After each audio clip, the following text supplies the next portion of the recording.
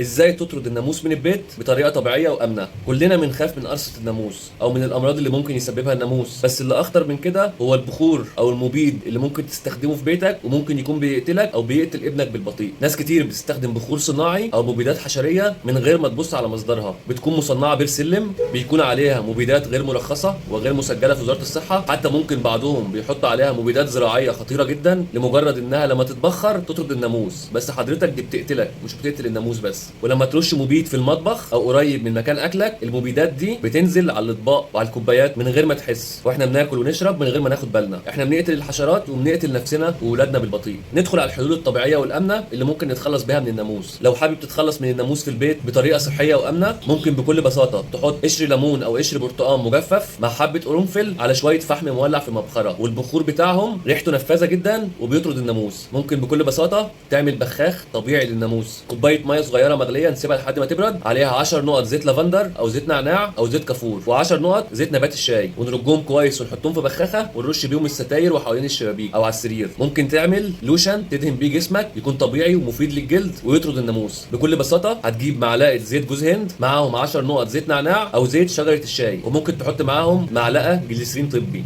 ودي اختياري. نرجهم كويس وندهن بيه الجلد الاماكن المكشوفه. المستخلص ده بيطرد الناموس لان ريحته نفاذه، وزيت شجره الشاي من اكتر الحاجات الطارده للحشرات. ممكن تزرع في بيتك نبات يطرد الناموس زي الريحان والنعناع واللافندر، شكلها حلو وريحتها قويه وطارد طبيعي للناموس. قبل ما تستخدم اي مبيد حشري اسال نفسك، هو انا بطرد الحشره ولا باذي نفسي انا واولادي؟ يا رب اكون قدرت اوصل لكم المعلومه بشكل بسيط. كان معاكم الدكتور شريف في برنامج عياده الدكتور البيطريه.